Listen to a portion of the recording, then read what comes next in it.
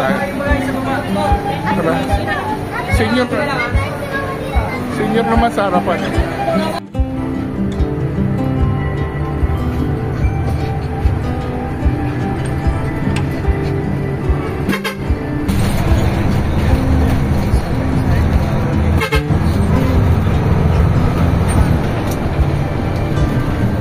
Lumang bahay pala dito sa Onisan. Classic.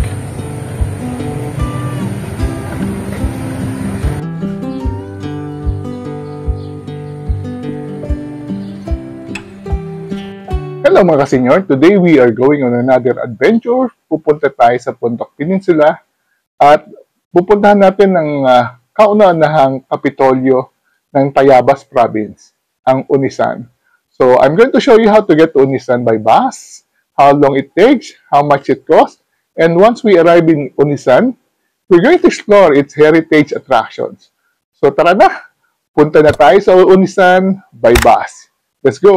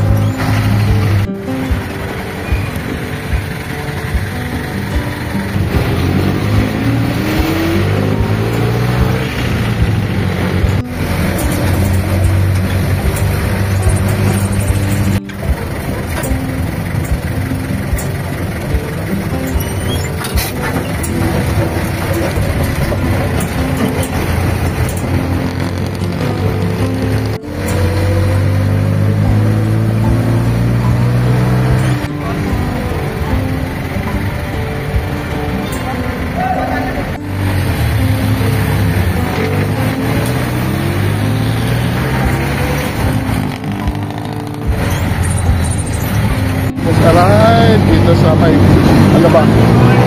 Puntang Bitex. So, 310, dito na sa Bitex. Hintay na lang tayo. Dito na tayo sa Bitex. Ito yung terminal. Papuntang, yun yung bus, Guarny.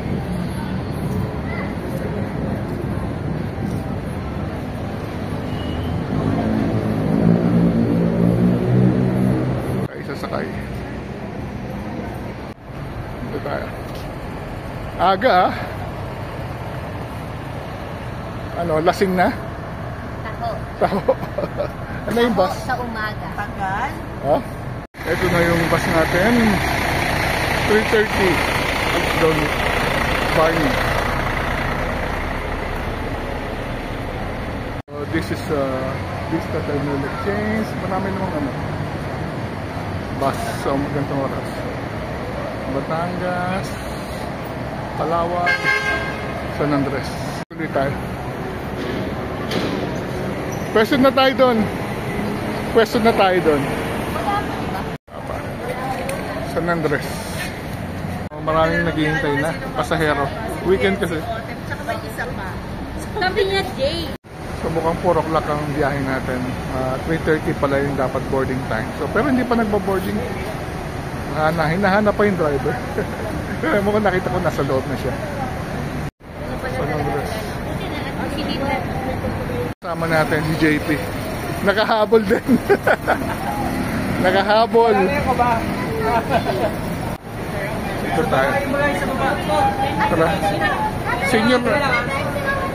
Senior naman sa harapan. Unisan.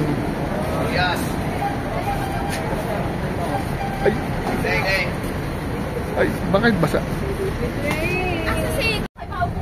Yan, nagsapasakay na. Okay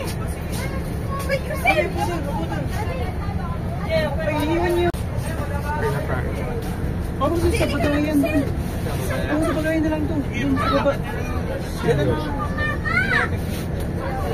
So may gamit kami sa baba. Mga kasama natin. Kaya JP ha? Oo, tsaka. Dito tayo. Dito tayo. Dito kami.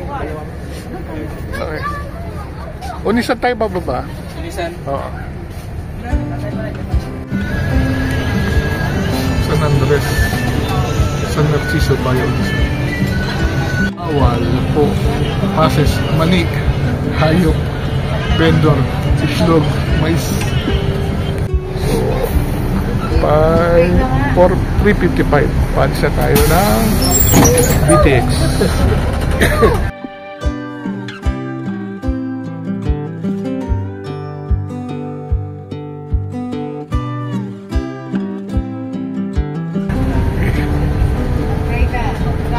Pero kung ano to, kung kasakali, kumutin ako mga 335 ata.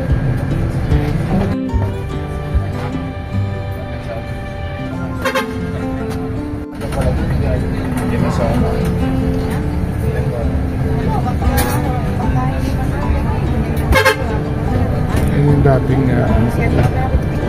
Star Malls. Yan o. Terminal ano na rin yan. Nasa likod. Yung iba na talaga? Wala na. May mga stores na lang dyan. Mga kainan. Ay, malaking yung bilya. Hindi, sa likod na. Dyan yung terminal na ng mga Cavite. Tsaka Laguna. So, papasok na. Moving na tayo. Parang pinag-tweeting siya na yung yung starting ko ano ba? Pinag-tweeting. Yung halo-halo ni Bebang na pinipiga. Lupat tali. Ay, babalik sa Manila. Baka pa doon sa tweeting. Palabas na tayo ng highway. Mag-U-turn tayo papunta sa... Hindi ka dito ba rin alas 5 yun? Ha? Alas 5.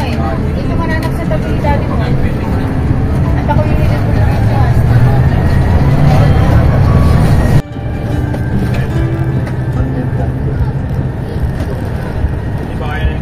Alabang Market. Papunta tayo sa SX. Kala niya tayo na ito.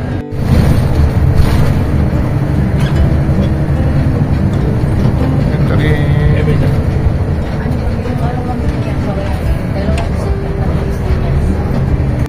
So, 308 and senior. So, mga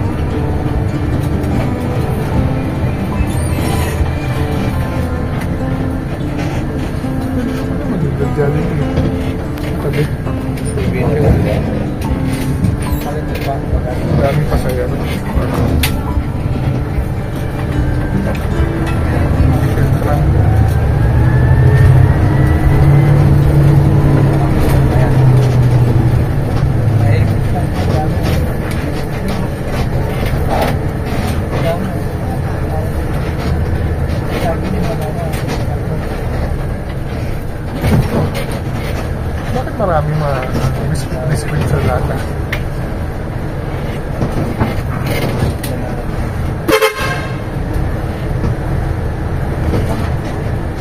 Maraming biscuit sa lata.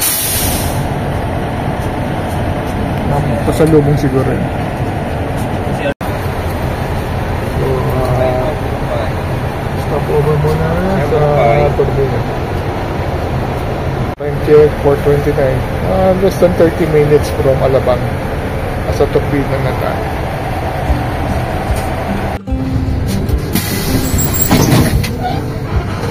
So, paalis na tayo ulit ng Turbina.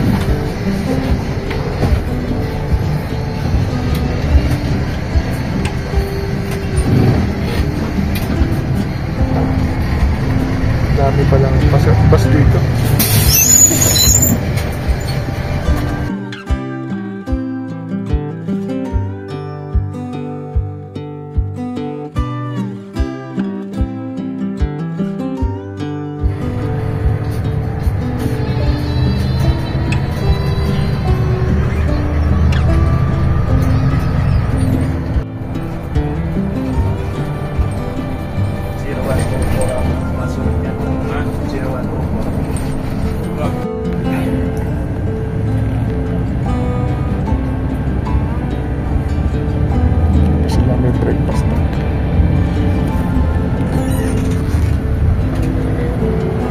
Santo Tomas.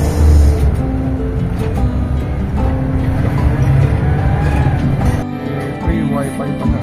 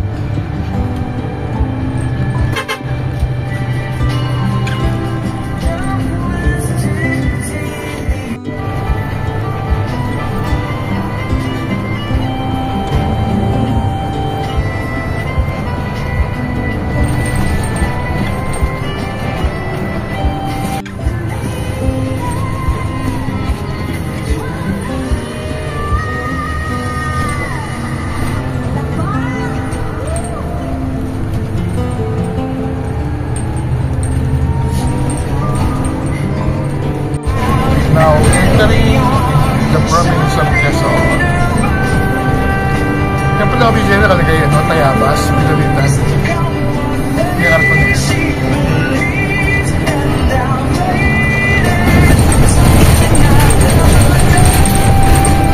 Quezon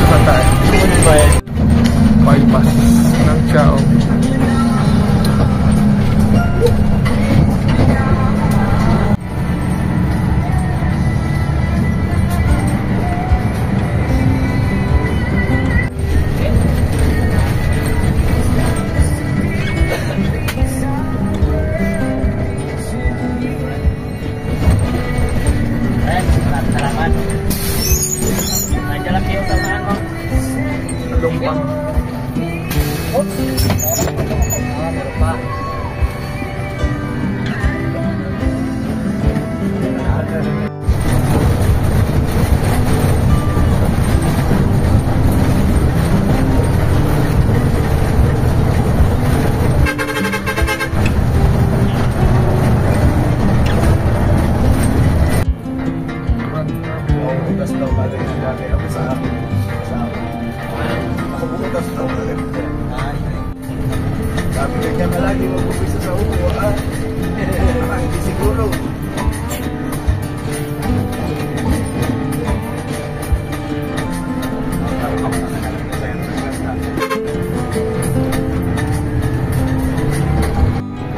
Meron dito, Brad?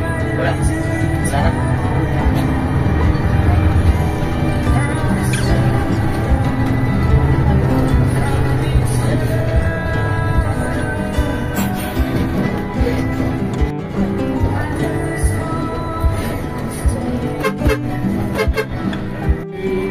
Parking muna din. So 6:45, stopover muna tayo dito sa may Grand Central. Tingnan natin kung naman pwede natin bigyan. Yung address. CR muna tayo. Maraming mga kainan dito. Saglit lang daw yung stopover. So mag-take out na lang tayo sa Jollibee.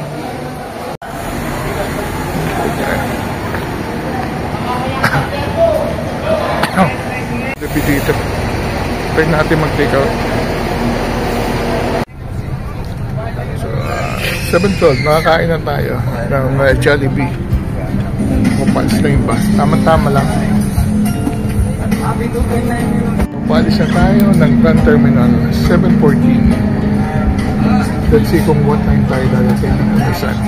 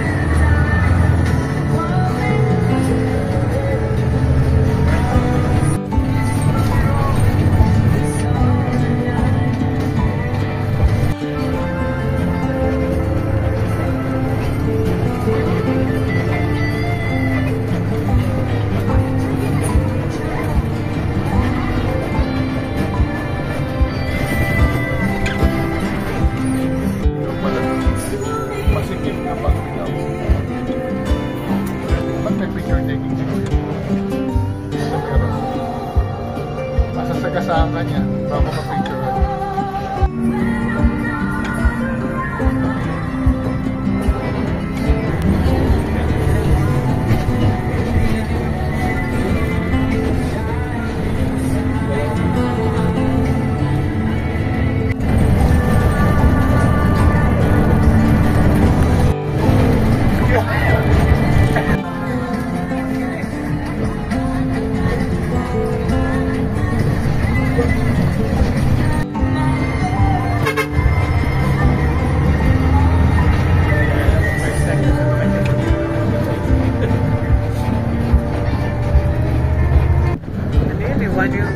sa Bicol.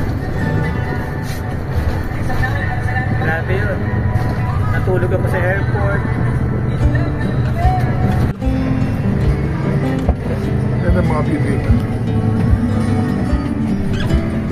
Mamaya kita natin ang dagat. Actually, pamusok naman yung video. Yan ang scientist. Tara na sa Bundok Peninsula.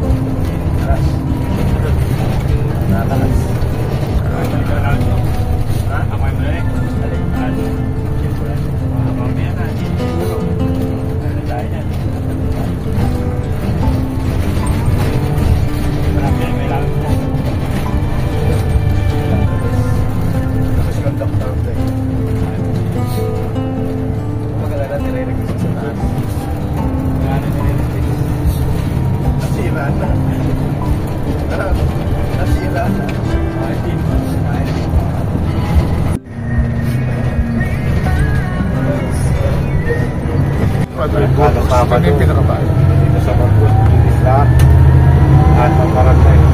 Sama doon. Dami sa Pagpila, mga tamad. Tamad ang tamad? Oo. Tapos na lang, pagswerte na. Diba, swerte bukas, nung awalis ngayon. Picture.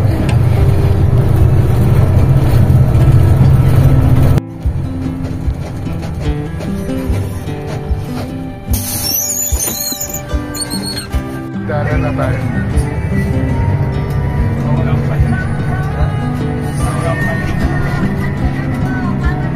Wala na!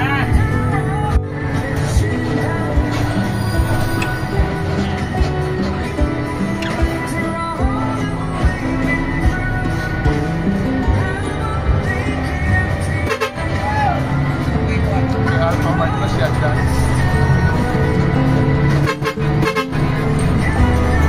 Napalan tayo. Unisan. At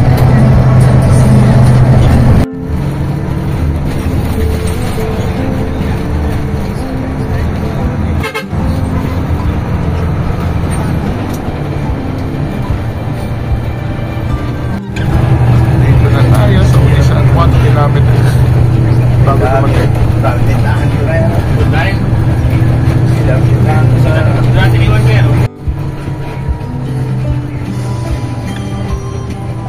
Bus terminal.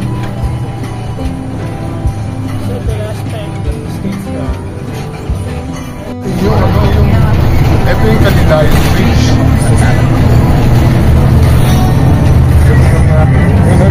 Old Spanish Bridge.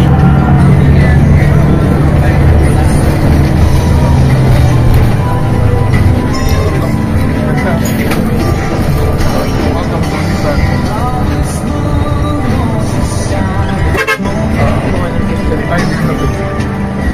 Pero nakalipan din mo natin lakad kami. Ngayon mga old houses. Ay, ikot pa naman tayo mamaya. Kuya, palengke kami eh. Saan ba si Ben dito? Ha? Hindi. Hindi dito yan sa iba.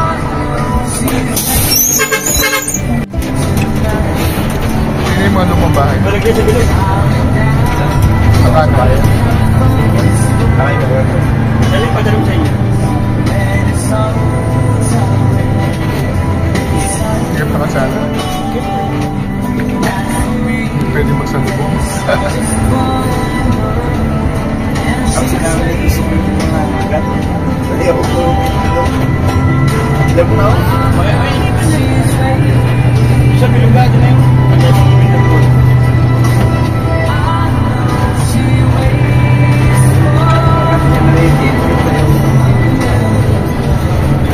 Hindi ka rin sabi. Sabi natin kung may contact.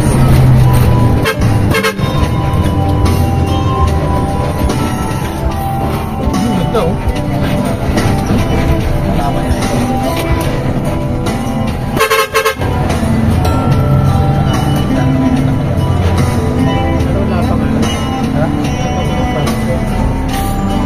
Nissan ko, 7-Eleven o Nissan? 7-Eleven pala eh. Gusto mo 7-Eleven?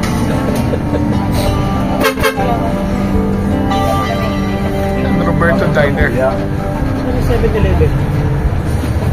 Ay boy, baba ko Nissan ah. Okay, dito na lang tayo.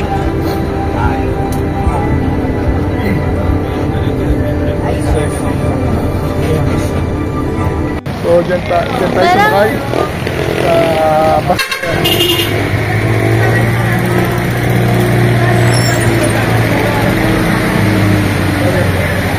Ay, wait lang. Ito yung simbahan ng Unisan.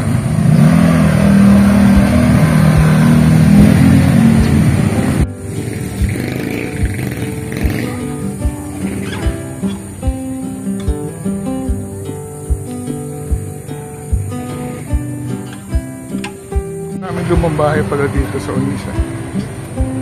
Classic.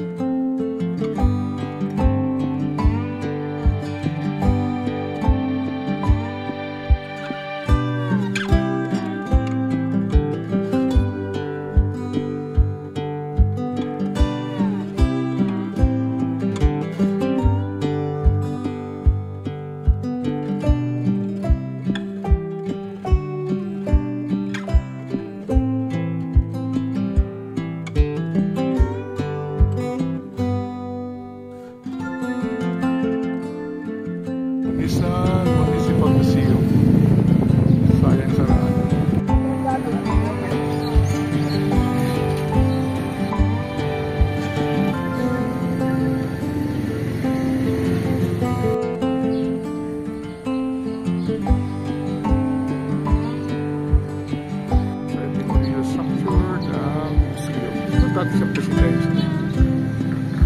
So, yung mga bato. Yung dating structure niya. Punta tayo sa palengke.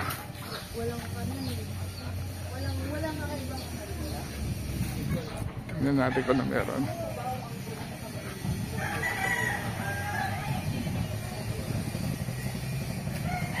Katabi mismo yung Sabang, parang river, dagat at saka river.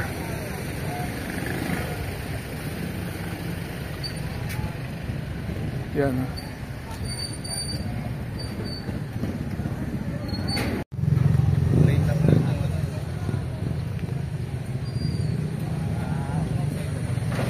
Tayong nakita ang kakaibang pagkain dito.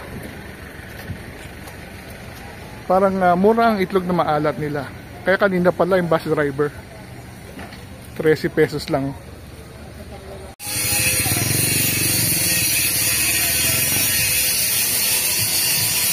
5G Wi-Fi piso.